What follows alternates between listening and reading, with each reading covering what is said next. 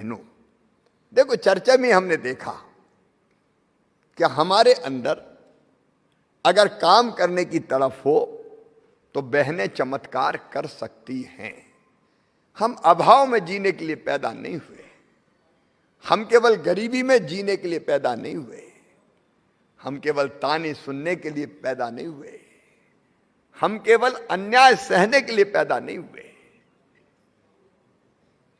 इतिहास में, भूतकाल में हमने पहले देखा कि बहनों का और बेटियों का जितना सम्मान होना चाहिए था उतना सम्मान नहीं होता था।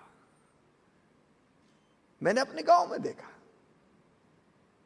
पति की मर्जी, पत्नी से चाहे जैसा व्यवहार करे, कभी डांट दिया, फटकार दिया और कभी कभी तो मार भी दिया।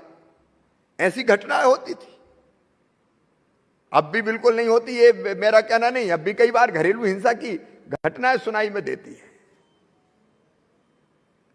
नारी केवल ये सहने के लिए नहीं है। बचपन से मैंने ये भेदभाव और अन्याय अपने गांव में भी देखा था। बेटा और बेटी में भेद किया जाता था। बेटे को लाड़, बेटी आ गई तो कहां की आफत आ गई, मां की सूरत भी उतर जाती थी। और तब से दिल और दिमाग में यह बात बैठी थी कि मां, बहन और बेटी के सशक्तिकरण के लिए काम करना है।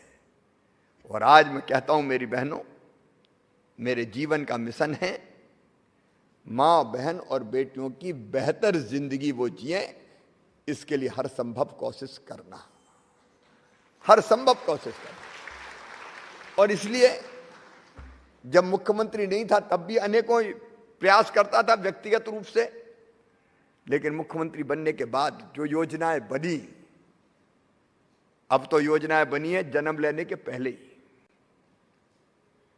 प्रधानमंत्री जी को धन्यवाद देता हूं, मातृ वंदना योजना बनी। हमने संबल योजना में भी तय किया कि बहन अगर बेटा बेटी को जन्म देने वाली होगी तो जन्म देने के पहले 2 बेटे बेटियों तक 4,000 रुपया उसके खाते में डालेंगे, ताकि पोषण आहार भी वो खा सके ठीक से, खुद भी स्वस्थ रहे, बेटा बेटी भी आने वाला स्वस्थ पैदा हो। और एक चीज मैं और देखता था कि बेटा बेटी के जन्म के 8 दिन पहले तक खेतों में काम कर रही है, तो मेरे दिल में दर्द होता था कि हे भगवान, वो दिन कब आएगा कि बेटा बेटी के जन्म के पहले कम से कम महीना भर तो आराम कर ले। और इसलिए ये विचार मन में था, इसलिए हमने तय किया 4,000 रुपया पहले देंगे और बेटा बेटी के जन्म के बाद फिर 12,000 रुपया और देंगे, ताकि लड्डू वड्डू भी ढंग से खा सके, पोषण आहार भी मिल सके और घर पे रह के आराम भी कर सके। तो बेटा बेटी के जन्म लेने के पहले शुरू हो जाता है। अब बेटी पैदा हो तो 2 बेटियों तक तो लाडली लक्ष्मी कर दी अपन ने। 41 लाख लाडली लक्ष्मी बच्चियां आज मध्य प्रदेश की धरती पर है, जो पढ़ रही है और आगे बढ़ रही है। और अब हम जल्दी लाडली लक्ष्मी 2 योजना भी लाने वाले हैं उन्हीं बेटियों के लिए। बेटियां पढ़ें, लिखें, आगे बढ़ें, कोई डॉक्टर बने, कोई इंजीनियर बने, कोई साइंटिस्ट बने, कोई पत्रकार बने, कोई अलग क्षेत्र में जाए, कलेक्टर बने, कमिश्नर बने, आईएएस बने, आईपीएस बने।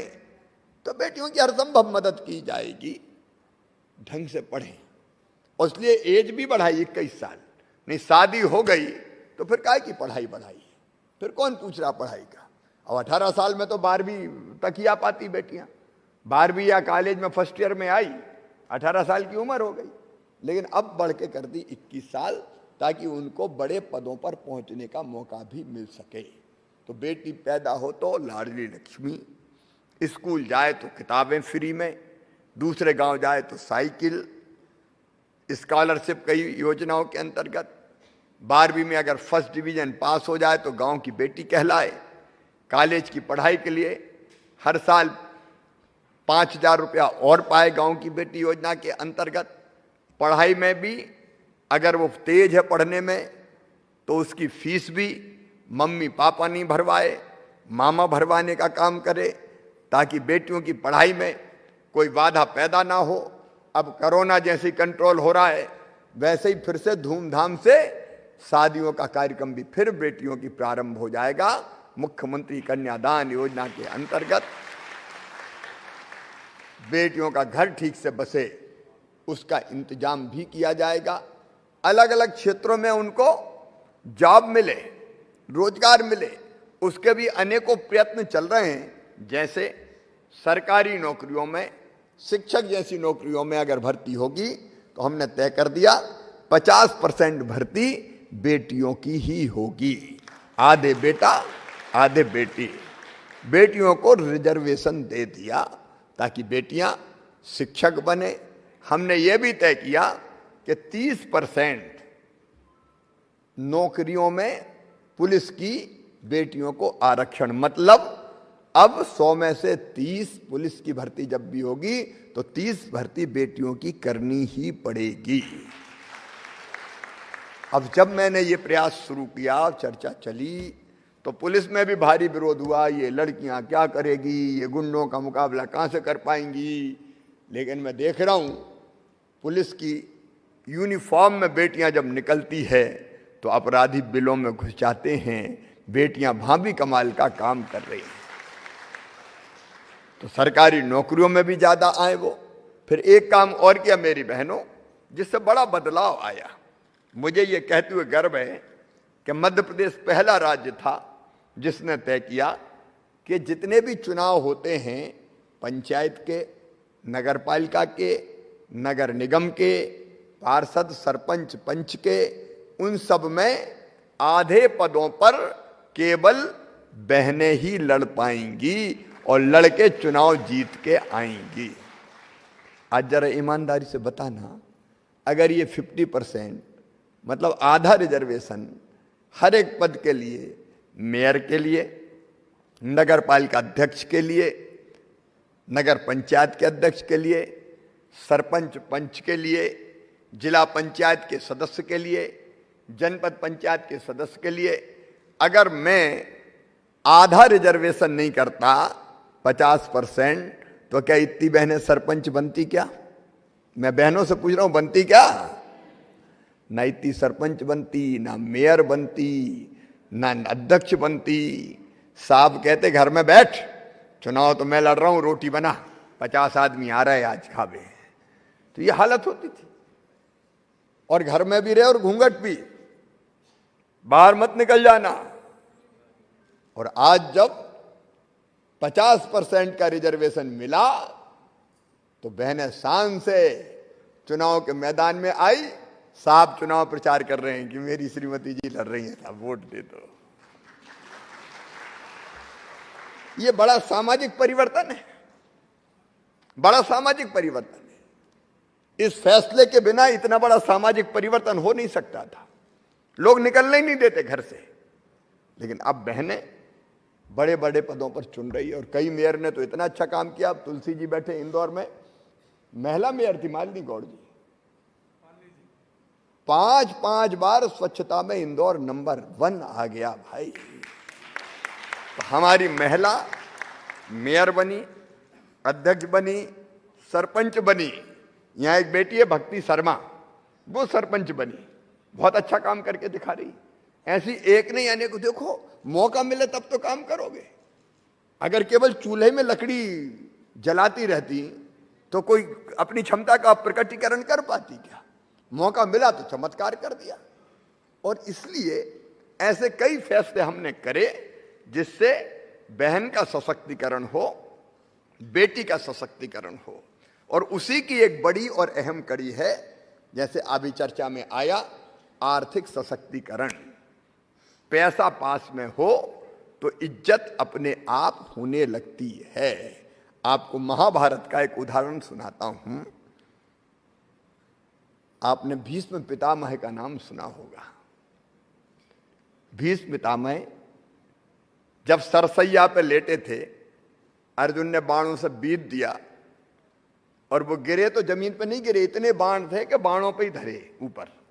सरसैया कहते हैं उस पे थे। और तब उनसे ज्ञान लेने लोग पहुंचते, क्योंकि वो अपने इच्छा मृत्यु का वरदान उनको प्राप्त था कि जब सूर्य उत्तरायण में जाएगा तब मैं प्राण छोड़ूंगा।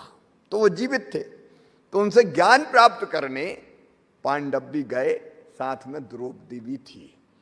तो भीष्म पितामह बड़ी ज्ञान की बातें करने लगे, तो द्रौपदी हंस दी।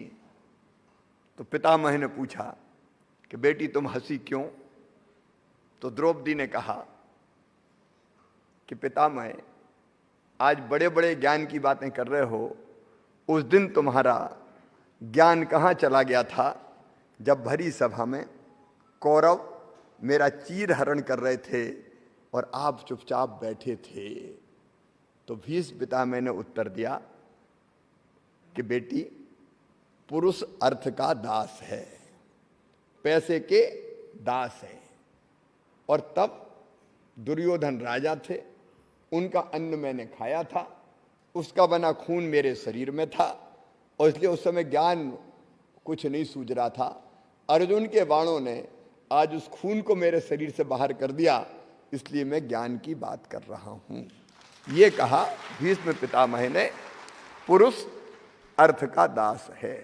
अगर पैसा है तो इज्जत अपने आप हो जाएगी, और इसलिए पैसा आजीविका के लिए भी जरूरी है, पैसा आत्मसम्मान के लिए भी जरूरी है, पैसा आत्मविश्वास के लिए भी जरूरी है।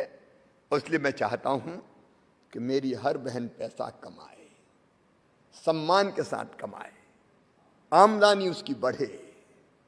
और आमदनी बढ़ाने का सबसे प्रभावी उपाय अपने पास है, तो वो है आजीविका मिशन, अपना आजीविका मिशन।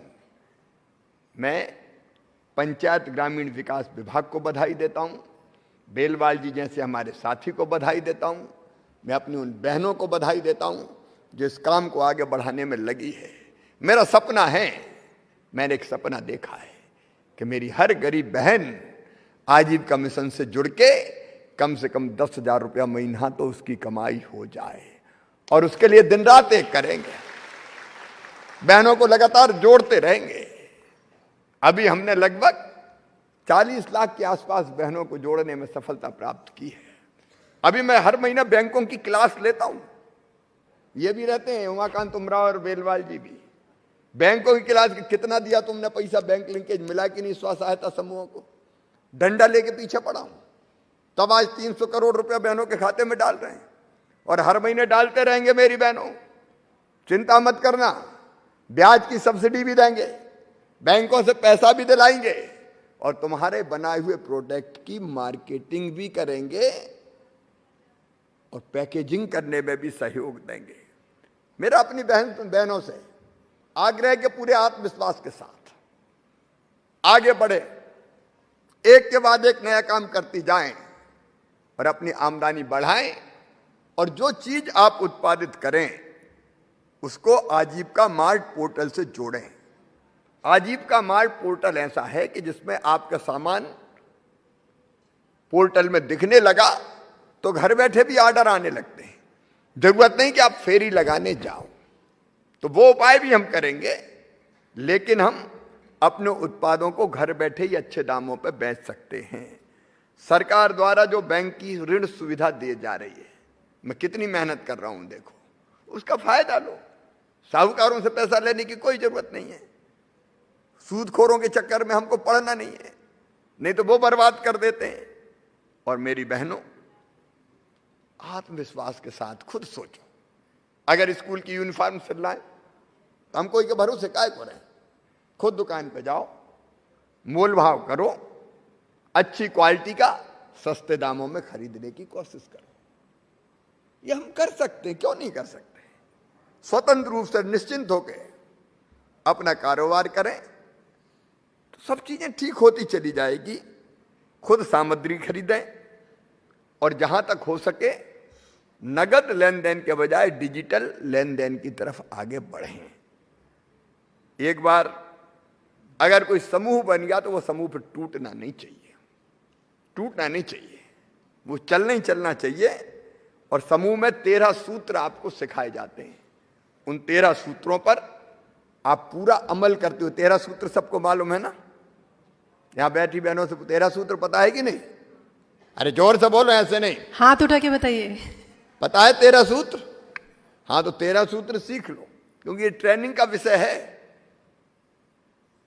हम सीखना चाहते तो हम सीख जाते हैं। उन्हीं सूत्रों पे चलते हुए अपने समूह को आप आगे बढ़ाएं। सरकार बाजार उपलब्ध कराएगी। सरकार कई चीजें, जैसे आपने देखा स्कूल की यूनिफॉर्म, बिजली के बिल का कलेक्शन, अब ये जो हमारी राशन की दुकानें, वो भी कई जगह बहनों से ही हम चलवाएंगे। गेहूं की खरीदी और बाकी चीजों की खरीदी, उसमें भी बहनों को लगाने का काम कर रहे हैं। एक नहीं, ऐसे अनेकों नए नए काम भी हम खोजते चले जाएंगे। आप भी खोजें, हम भी खोजें, और ये संकल्प करें कि आगे बढ़ना है, पीछे मुड़ के नहीं देखना। आमदनी अपनी बढ़ाएंगे, अपने पैरों पे खड़ा होंगे, ताकि जरूरत पड़े तो परिवार की मदद हम खुद कर सकें कि ये काम हम करेंगे। पति की भी मदद आप कर सकें। मैं कोई पति पत्नी में मतभेद की बात नहीं कर रहा, लेकिन महिला को भी स्वाभिमान के साथ जीना चाहिए साहब। हम केवल ताने सुनने के लिए नहीं है। आखिर भारत में कहा गया, यत्र नार्यस्तु पूज्यन्ते रमन्ते तत्र देवता। जहां मां, बहन और बेटियों की पूजा होती है, वहीं भगवान निवास करते हैं। जहां बहनों की इज्जत नहीं होती, वहां भगवान भी निवास नहीं कर सकते। इसलिए गंगा, गीता, गायत्री, सीता, सत्या, सावित्री, दुर्गा, लक्ष्मी, सरस्वती हैं हम, तो पूरे आत्मविश्वास से आगे बढ़ेंगे। आप आगे बढ़े, भाई आपके साथ हैं। भारतीय जनता पार्टी की मध्य प्रदेश की पूरी सरकार आपके साथ है। जगह जगह आज हमारे विधायक साथी जुड़े हुए हैं, वो आपके साथ हैं। मंत्री आपके साथ हैं। मिलके चलेंगे, आगे बढ़ेंगे, अपने पैरों पे खड़े होंगे, अपने परिवार को आगे बढ़ाएंगे और अपने प्रदेश और देश को आगे बढ़ाने में भी योगदान देंगे। आप सबको एक बार फिर से बहुत बहुत शुभकामनाएं, प्रणाम, नमस्कार।